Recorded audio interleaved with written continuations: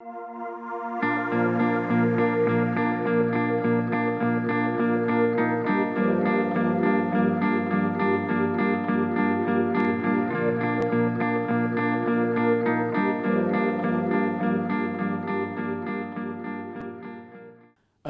طلباء و طالبات، ہمارے آج کے لیکچر کا عنوان ہے مرزا ہادی رسوا کے لکھے ناول شریف زادہ کا تنقیدی جائزہ۔ برصغیر میں اردو ناول نگاری کی لگ بھگ 150 برس کی تاریخ ہے۔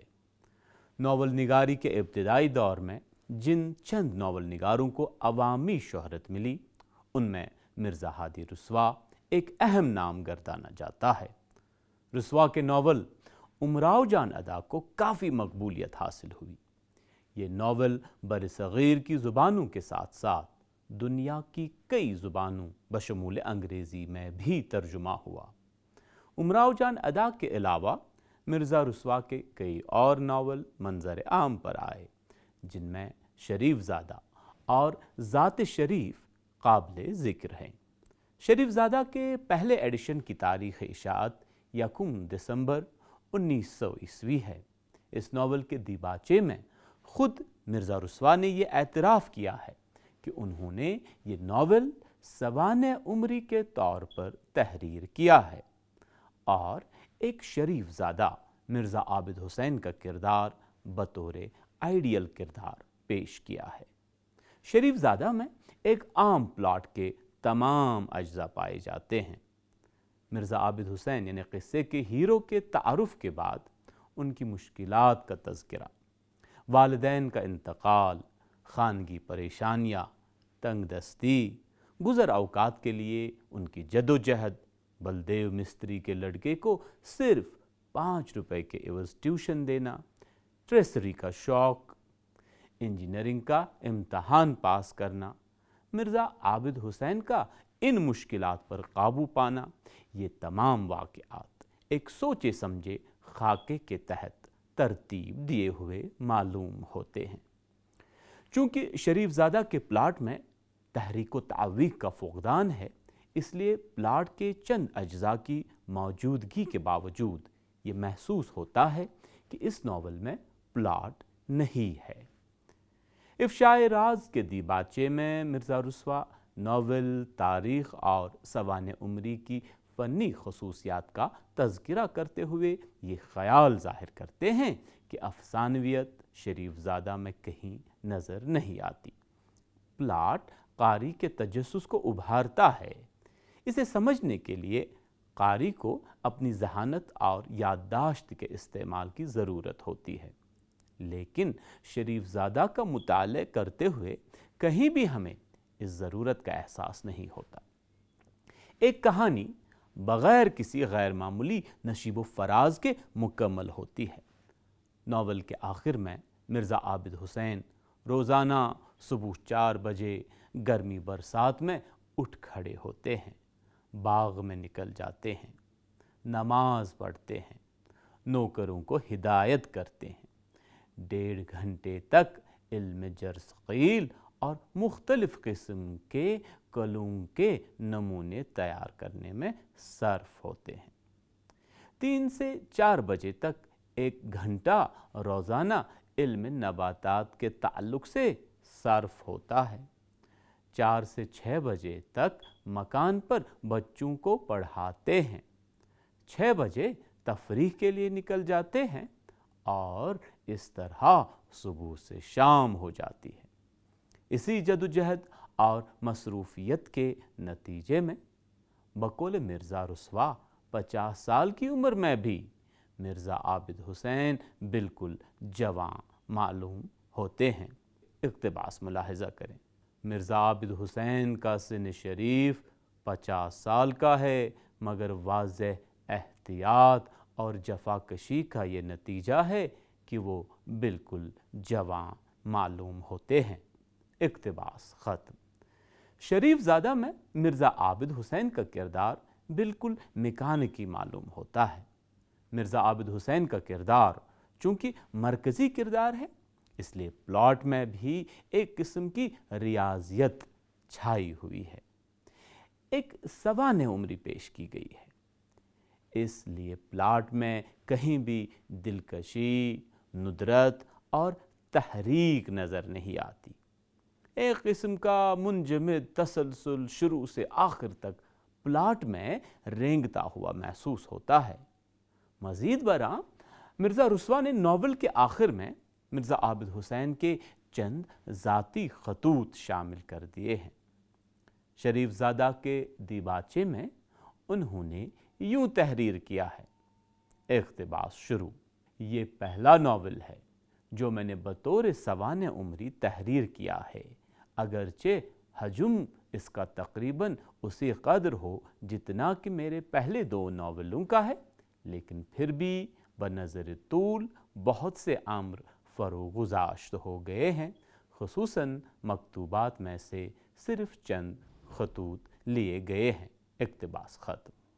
مرزا عابد حسین کے خطوط کی شمولیت نے شریف زادہ کے غیر دلکش اور منجمد پلاٹ کو اور بے جان بنا دیا ہے۔ ان خطوط کی مثال اس چٹان کی سی ہے جو طوفان میں گری ہوئی کسی کشتی کو پاش کر دے۔ کسی ناول میں کرداروں کی شخصیتیں ان کے افعال، مکالمات اور واقعات کے سہارے منکشف کی جاتی ہیں۔ خطوط کے ذریعے کسی کردار کی وضاحت ناول نویسے کے فن میں مستحسن نہیں سمجھی جاتی۔ ان خطوط کے علاوہ ناول کے مطالعے کے دوران ہمیں مرزا رسوا کے کئی ناصحانہ لیکچر سننے پڑتے ہیں۔ مرزا عابد حسین کے احباب سے متعلق جو باب ہے ایک قسم کی تقریر سے شروع ہوتا ہے۔ اس طرح ناول کے صفحہ 61 اور 62 پر مذہب اور شاعری پر مرزا رسوا نے اپنے ذاتی خیالات کی زوردار تبلیغ کی ہے۔ غرض یہ کہ پورے ناول میں ہمیں واعظ مرزا رسوا کی موجودگی کا شدید احساس ہوتا ہے۔ اس طرح کی بلا واسطہ تبلیغ ایک ناول کے پلاٹ میں نمایاں خامی پیدا کرتی ہے۔ اقتباس ملاحظہ کیجیے: انسانی طبیعتیں ایک خاص حد تک ایک ہی طرح کی ہوتی ہیں۔ جن چیزوں نے ہم پر اثر کیا ہے ہمیں یقین ہے کہ وہ دوسروں پر بھی اثر کریں گی۔ بعض معاصرین کا یہ طریقہ ہے کہ وہ کسی امر خاص کے ثابت کرنے کے لیے پلاٹ بناتے ہیں اور اسی کی مناسبت سے خانہ پوری کر دیتے ہیں۔ ہم ان پر اعتراض نہیں کرتے، مگر اتنا کہہ دینا کوئی قصور نہیں کہ ہمارا طرز تحریر اس کے برعکس ہے۔ اقتباس ختم۔ مرزا رسوا کی مندرجہ بالا تحریر سے ہم فوراً اس نتیجے پر پہنچ سکتے ہیں کہ ورجینا وولف اور جیمز جوائس کی طرح مرزا رسوا کے ناول بھی بغیر پلاٹ کے ہیں، لیکن جب ان ناولوں کا مطالعہ کیا جاتا ہے تو ہمیں ان میں کسی فرد یا شخصیت کی کہانی یا سوانح عمری ہی نہیں بلکہ اس فرد یا شخصیت کے معاشرے اور عہد کی سچی تصویریں ملتی ہیں۔ مرزا رسوا کے ناولوں میں افراد اور کردار سماجی پس منظروں سے ابھرتے ہیں۔ انفرادیت اجتماعیت کے پہلو سے نکلتی ہے۔ فرد اور سماج کا یہی رشتہ ناول کے فن کو جنم دیتا ہے۔ ناول نگار کو شعوری طور پر ایک خاکہ اپنے ذہن میں ترتیب دینا پڑتا ہے۔ اسی کا نام پلاٹ ہے۔ پلاٹ میں نقائص اور عیوب ہو سکتے ہیں، لیکن اس کے وجود سے انکار نہیں کیا جا سکتا۔ ناول شریف زادہ میں مرزا رسوا کردار نگاری کا قابل ذکر مظاہرہ نہیں کر سکے ہیں۔ اس ناول کے کردار میکانکی اور بے جان ہیں۔ مرزا فدا حسین اور فدوی میاں کے علاوہ اور دوسرے کردار زندگی کی حرکت کا کوئی ثبوت نہیں دیتے۔ شریف زادہ میں متوسط طبقے کے ایک فرد مرزا عابد حسین کی سیرت پیش کی گئی ہے اور بقول ناول نگار اس ناول کے واقعات حقائق پر مبنی ہے۔ اس قسم کے ناولوں میں زندہ کرداروں کی تلاش ابز ہے۔ اکثر کہا جاتا ہے کہ زندہ ادب پیدا کرنے کے لیے زندگی اور فطرت کی نقالی کرنا ضروری ہے۔ ذات شریف کے دیباچے میں خود مرزا رسوا نے اسی قسم کی رائے پیش کی ہے۔ اقتباس شروع۔ کسی قصہ کو دلچسپ بنانے کے لیے اصل حقیقت سے دور ہو جانا ایک ایسی غلطی ہے جس سے لکھنے والے کے مذاق کی قلعی کھل جاتی ہے۔ فطرت میں جو چیزیں پائی جاتی ہیں ان سے بہتر عمدہ مثالیں ہم کو مل ہی نہیں سکتی۔ اقتباس ختم۔ اسی خیال کے تحت شاید مرزا رسوا نے شریف زادہ کے مرکزی کردار مرزا عابد حسین کی سوانح عمری حرف بحرف حقیقت کی روشنی میں پیش کی ہے۔ یہ صحیح ہے کہ ایک ادیب کے لیے اپنی تخلیقات کو جنم دیتے وقت فطرت اور حقائق سے قریب رہنا لازمی امر ہے، لیکن ناول کے فن کے پیش نظر اس اصول کا بعین ہی اطلاق نہیں ہو سکتا۔ شریف زادہ کے دیباچے میں مرزا رسوا لکھتے ہیں۔ اقتباس شروع۔ ہماری تحریر اکثر صاحبوں کو جو اس حال سے بے خبر نہیں ہے مجذوب کی بڑھ معلوم ہوگی، مگر ہم ان کو صدق دل سے یقین دلاتے ہیں کہ مرزا عابد حسین کے سے اخلاق والے ان سب امور کا تجربہ کر چکے ہیں۔ ہم ایک جینٹل مین کے کہنے پر اس کو مان چکے ہیں، آپ چاہے مانیں چاہے نہ مانیں۔ اقتباس ختم۔ مرزا رسوا کی اس تحریر سے پتہ چلتا ہے کہ انہوں نے شریف زادہ کے کرداروں کو ہو بہو پیش کیا ہے۔ یہی چیز اس ناول میں غیر دلچسپ اور خام کردار نگاری کا باعث بنی۔ زندگی کے کرداروں یعنی افسانوں اور ناول کے کرداروں میں چند بنیادی اختلافات ہوتے ہیں۔ اس کائنات میں سانس لینے والا ہر انسان مہد سے لے کر لحد تک زندگی کے ہزارہا نشیب و فراز سے گزرتا ہے۔ اس کا ہر عمل اور ہر حرکت اس کی زندگی کا ایک جز ہے۔ انسان کے یہ اعمال اور خیالات دلچسپ، مفید اور اہم بھی ہوتے ہیں اور بے جان اور غیر ضروری بھی۔ ناول میں ایک کردار سے ہمیں اسی وقت تک دلچسپی رہتی ہے جب تک اس کے اعمال و خیالات ناول کے ارتقاء میں معاون ہوں۔ ناول نگار کسی کردار کو تخلیق کرتے وقت ان تمام غیر ضروری اور غیر اہم امور سے اجتناب کرتا ہو جو ناول کے کینوس میں لازمی نہ ہو۔ ناول شریف زادہ میں مرزا عابد حسین کی سوانح عمری پیش کی گئی ہے اور مرزا رسوا نے اس امر کی دانستہ کوشش کی ہے کہ مرزا عابد حسین کی زندگی کے ہر واقعے کو ہو بہو قلم بند کیا جائے۔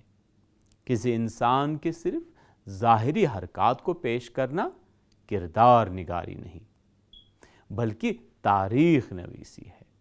اپنے کرداروں کا نفسیاتی اور ذہنی تجزیہ اور تحلیل ایک ناول نگار کا فرض ہے اور اسی بنا پر وہ فنکار کہلاتا ہے۔ بقول ایلن، اقتباس شروع، کسی بھی انسان کا مشاہدہ یعنی اس کے اعمال، مذہبی اور روحانی خیالات کا مشاہدہ تاریخ نویسی کے زمرے میں آ جاتے ہیں، لیکن اس کا رومانوی حصہ یعنی مسرت، غم، خودی کے وہ جذبے جن کا شرم یا عجز کی وجہ سے اظہار نہیں کیا جا سکتا ہو، ان جذبوں کی ترجمانی اور نفسیاتی عکاسی کرنا ناول نویس کا اہم فرض ہے۔ اقتباس ختم۔ مرزا عابد حسین کی سوانح عمری حقیقی واقعات پر استوار کی گئی ہے۔ اس کے علاوہ مرزا عابد حسین کی ذہنی کشمکش کے بجائے جسمانی جد و جہد اور جفا کشی پر زیادہ توجہ ہے، اس لیے اس کردار میں جذبات کم اور جسمانی محنت زیادہ ہے۔ اس طرح ناول میں رومانی اور افسانوی حصہ ان کا ہے۔ مرزا عابد حسین کی جدوجہد میں ایک قسم کی مجبوری اور کاہلی کا احساس ہوتا ہے۔ وقت گزاری کے لیے وہ سونے چاندی کے زیورات، تانبے کے برتن اور بیوی کی چوڑیاں تک گروی رکھ دیتے ہیں۔ ان کے ہاں دور اندیشی ضرور ہے، لیکن ان کی جدوجہد مجبوری کا نتیجہ معلوم ہوتی ہے۔ اقتباس ملاحظہ کریں۔ اب یہ انٹرنس کلاس میں تھے، جب باہر کی آمدنی موقوف ہو گئی تو اخراجات روزمرہ کے لیے گھر کا اثاثہ بکنے لگا، یہاں تک کہ سونے چاندی کا اسباب سب بک گیا، تانبے کے برتنوں کی نوبت آئی۔ یہ اب تک اسکول میں پڑھنے جاتے تھے اور تمام امیدیں امتحان کے پاس ہونے پر منحصر تھیں، یہاں تک کہ امتحان کا زمانہ قریب آیا۔ ہیڈ ماسٹر نے فیس طلب کی، بیوی کی چوڑیاں گروی رکھ کے 10 روپیہ فیس کے جمع کیے۔ اقتباس ختم۔ مرزا عابد حسین رہنے والے تو لکھنؤ کے ہیں، لیکن شجاعت میں ایسے فرد کہ ایک مرتبہ سرحد کے 6-7 پٹھانوں کو اپنی تلوار کے ذریعے مات دی۔ وہ اودھ کی رنگین اور عیاش معاشرت کے پروردہ ہونے کے باوجود متشرع اور پرہیزگار ہیں۔ اسی قسم کے ایک معاملے پر فدوی میاں سے ان کی گفتگو کا انداز دیکھیے۔ اقتباس شروع۔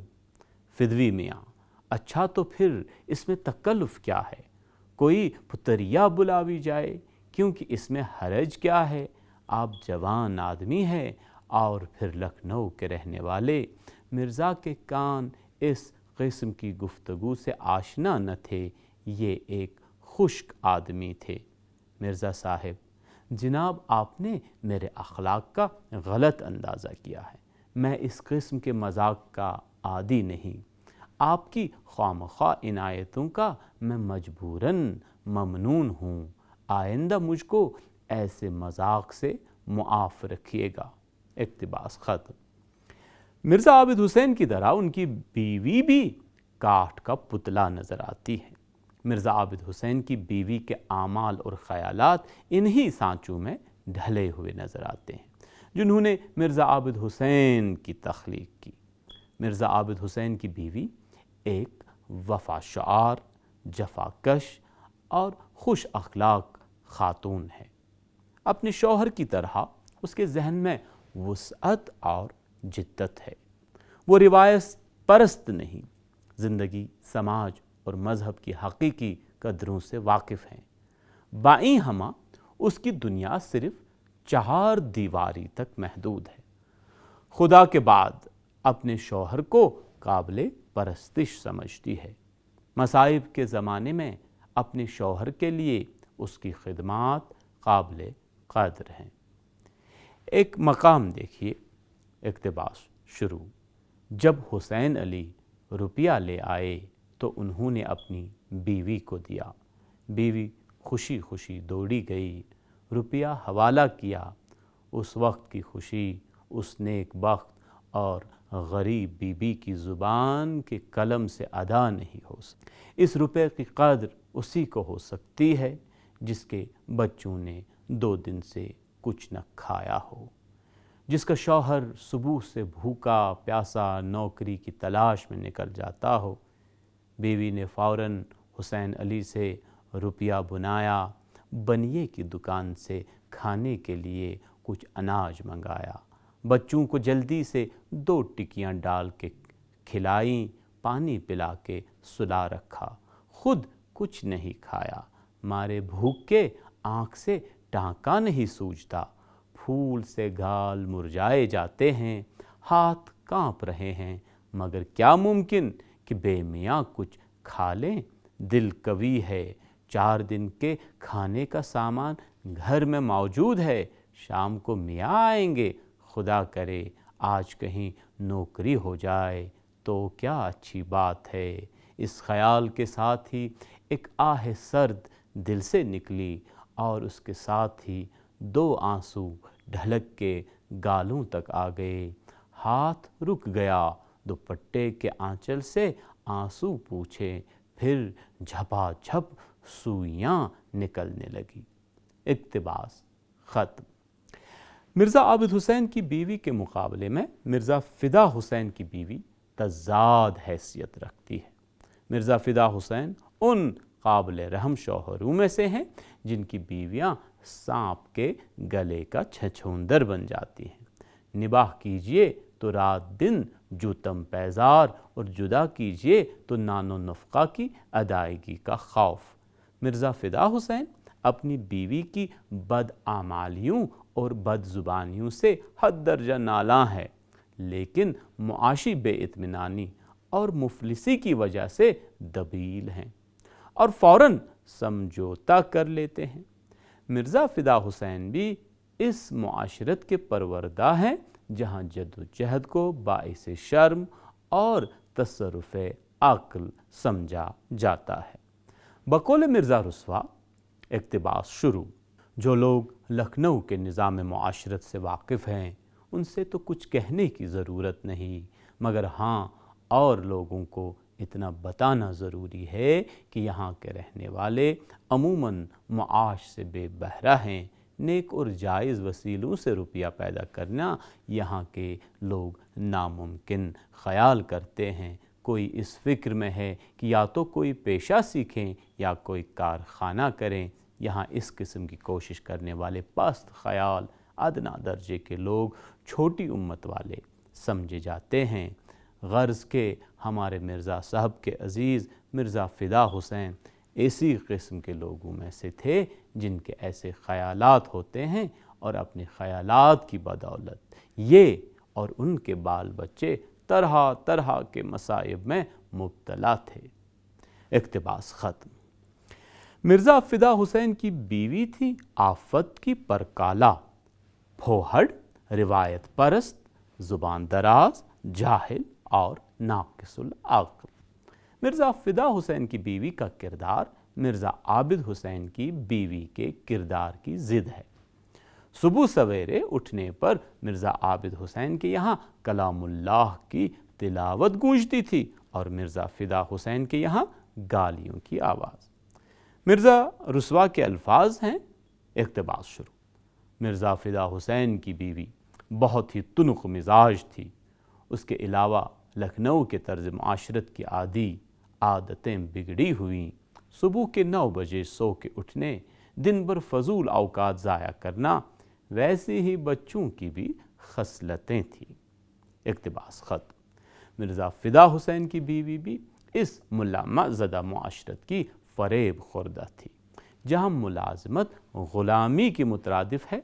وہ نہ صرف روایات کی غلام اور مذہب کی گمراہ پیروکار ہے، بلکہ نماز سے زیادہ ماتم کو اہم سمجھتی ہے۔ ماتم ہی اس کی تقدیر ہے۔ مرزا عابد حسین کو وہ صرف اس لیے قصوروار سمجھتی ہے کہ انہوں نے مرزا فدا حسین کو ملازمت سے لگا دیا ہے۔ اقتباس ملاحظہ کریں۔ مرزا فدا حسین کی بیوی یہ سمجھتی تھی کہ مرزا عابد حسین اور ان کے خاندان نے ان کے شوہر اور خود ان پر وہ ظلم کیا ہے جس کی تلافی رد مظالم سے بھی ممکن نہیں۔ ایک تو لکھنؤ چھڑانے کا گناہ اس قدر سنگین اور سخت تھا کہ اگر عدالت مرزا فدا حسین کی بیوی کے اختیار میں ہوتی تو مرزا عابد حسین اور ان کے بیوی بچوں کو کولہوں میں پلواڑا لیتی۔ اٹھتے بیٹھتے یہ تقیہ کلام تھا، ہائے 15 روپے کی نوکری کے لیے گھر چھوٹا، موئے جنگل میں آ کر رہنا پڑا۔ اقتباس ختم۔ مرزا فدا حسین کی بیوی تمام خامیوں کے باوجود ایک زندہ کردار ہے۔ اس میں حالات کے خلاف آواز اٹھانے کی صلاحیت ہے۔ وہ مرزا عابد حسین کی بیوی کی طرح 4 دیواری میں مقید نہیں ہے، بلکہ اس میں اپنے جاؤ بیجا مقاصد کو حاصل کرنے کی تڑپ ہے۔ مرزا فدا حسین کا تبادلہ جب کسی قریبی قصبے میں ہوا تو انہیں رہنے کے لیے ایک چھوٹا سا مکان ملا، لیکن مرزا حسین کی بیوی افسروں کے بنگلے میں رہنا چاہتی ہے۔ اقتباس ملاحظہ کریں۔ میاں، یہاں تمہارا رہنا مناسب نہیں، जो मकान रहने के लिए दिया गया है उसी में रहना चाहिए। अब बीवी, तुम्हारे कहने से मुनासिब नहीं, अच्छा खासा बंगला छोड़ के वहाँ मुर्गियों की ढाबली में हमारी तकदीर में हो तो हम बंगले में क्यों कर रह सकते हैं। बीवी, तुम रहो मुर्गियों की ढाबली में, हम तो यही रहेंगे, देखें तो हमें कौन निकाल देता है। इक्तिबास ख़त्म। बहरहाल जब शरीफजादा की मुंजमद दुनिया में हम पहुँचते हैं तो हमें मिर्ज़ा फ़िदा हुसैन की बीवी ही मुतहरिक नज़र आती है।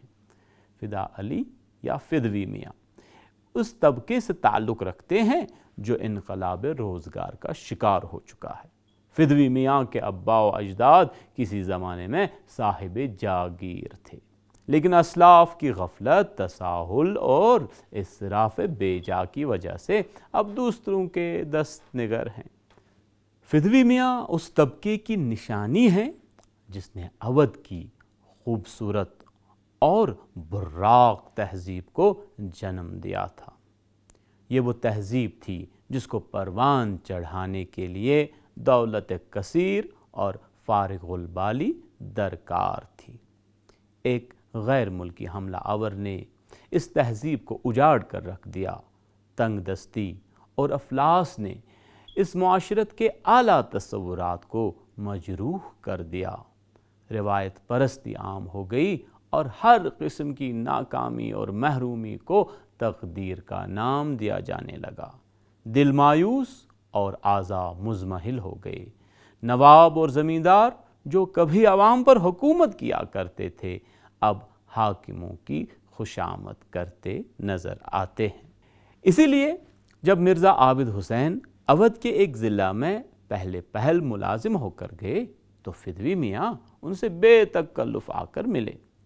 बकौल मिर्ज़ा रुस्वा, फ़िदवी मियाँ उन लोगों में से हैं जो ज़िंदा गज़ट होते हैं लेकिन जिन्हें खुद अपनी खबर नहीं होती। इक़्तिबास मुलाहज़ा करें, ऐसे लोगों को ख़ामख़वाह फ़िक्रें रहती हैं कि फ़लाँ अहदे पर कौन शख्स मुकर्रर हुआ, किसकी तब्दीली हुई, किसकी तरक्की हुई, किसका तनज़्ज़ुल हुआ। गर्ज़ कि ये लोग ज़िंदा गज़ट होते हैं और लुत्फ़ ये कि कहीं नौकर न चाकर। इक़्तिबास ख़त्म। फ़िदवी मियाँ ख़ानदानी रईस थे मगर कारिंदों की चालाकी की वजह से अब उनकी हैसियत सिर्फ इजाफ़ी रह गई थी। उनका कारिंदा शिवरतन उनकी मौरूसी जायदाद का मालिक था।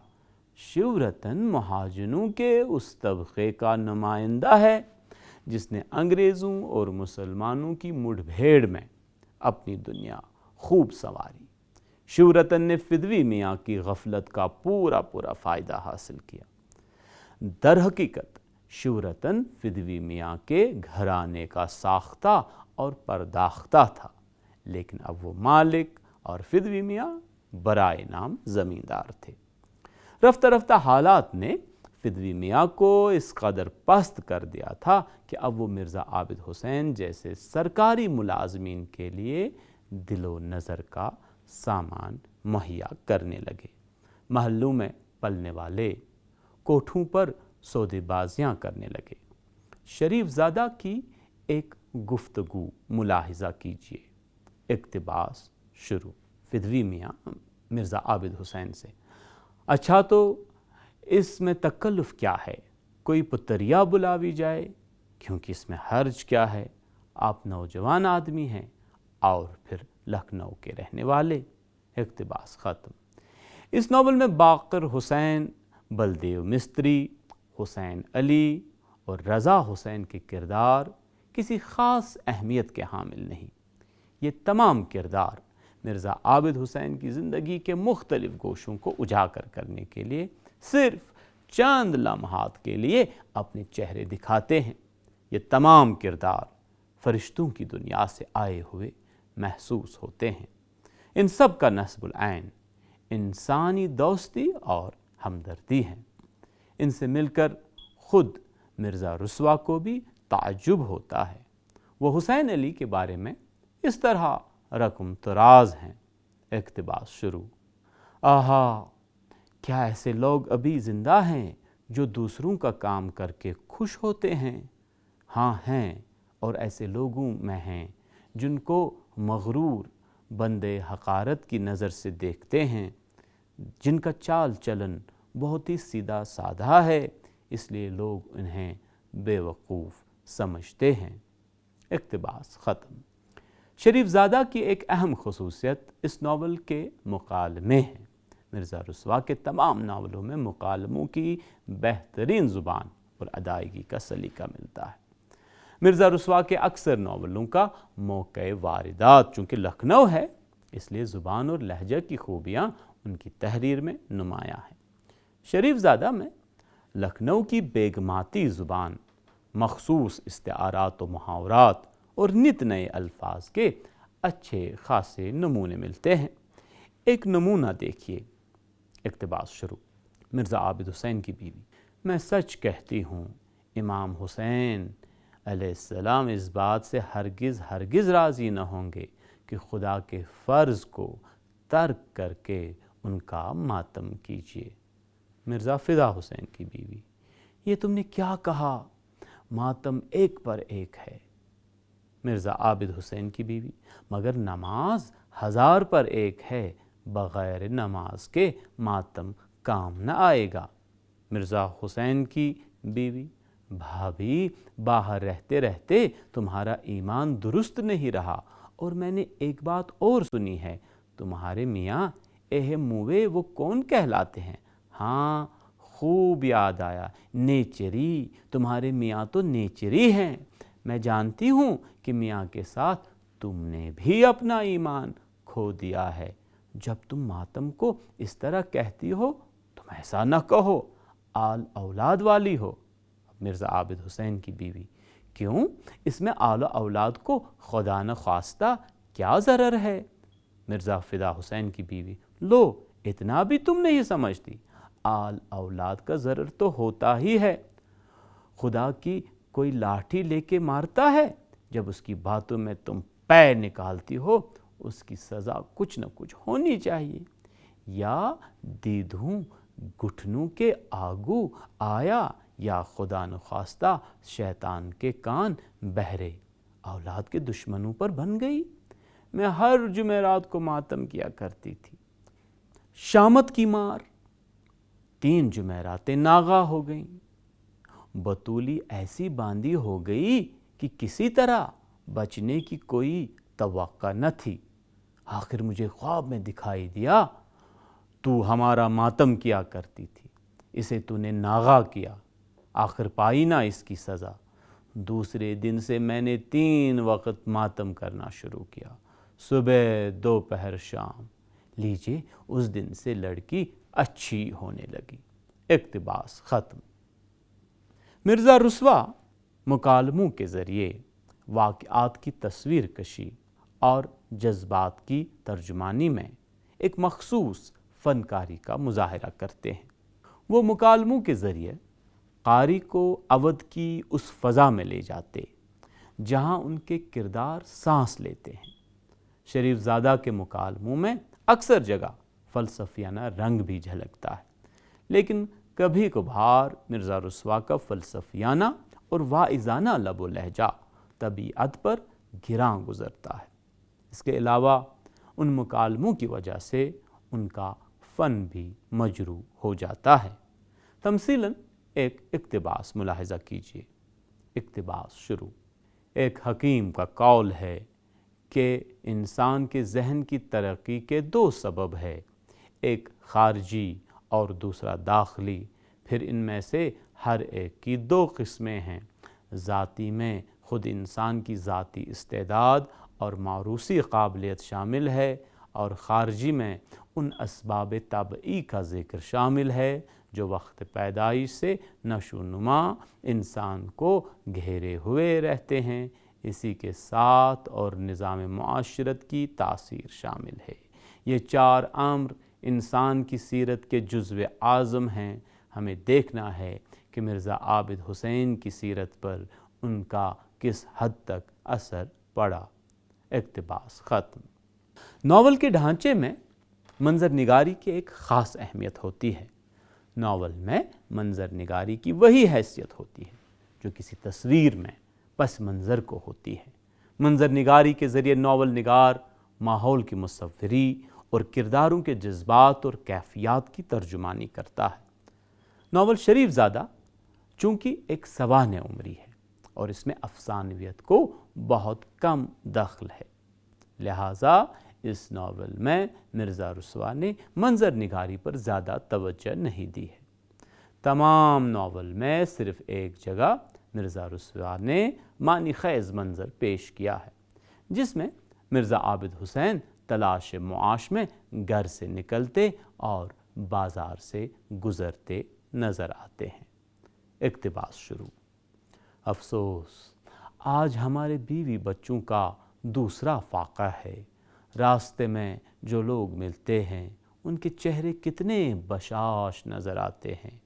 کنجڑوں کی دکانیں میووں اور ترکاریوں سے بھری ہوئی ہیں۔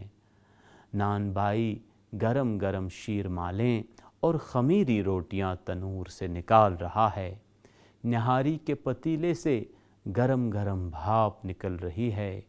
حلوائیوں کی دکانوں پر پوریاں کچوریاں حلوے مٹھائیاں کیسی پٹی پڑی ہیں، اس میں سے کچھ بھی ہمارا اور ہمارے غریب بیوی بچوں کا حصہ نہیں۔ صراف کی دکانوں پر پیسوں کا ڈھیر ہے۔ لوگ کیسے چھنا چھن روپے بناتے ہیں، ہم کو ایک پیسہ تک میسر نہیں کہ اپنے بچوں کے لیے چنے بھنا کے لے جائیں۔ اقتباس ختم۔ ناول ذات شریف کے دیباچے میں مرزا رسوا یوں لکھتے ہیں، اقتباس شروع۔ اکثر ایک کتاب کے مطالعے سے ایسا بھی ہوتا ہے کہ انسان اپنی لائف کا ایک طریقہ کار خاص اختیار کرے۔ مرزا عابد حسین نے اکثر فرمایا ہے کہ مجھ کو اپنی زندگی کا منصوبہ بنانے کے لیے ایک انگریزی کتاب سے بہت مدد ملی، جس کا نام pursuit of knowledge under difficulties یعنی تحصیل علم در مصائب ہے۔ اگر ایسی کتابوں سے فائدہ پہنچ سکتا ہے تو ہم کو قوی امید ہے کہ عابد حسین کی لائف ضرور نافع ہوگی انشاءاللہ۔ اقتباس ختم۔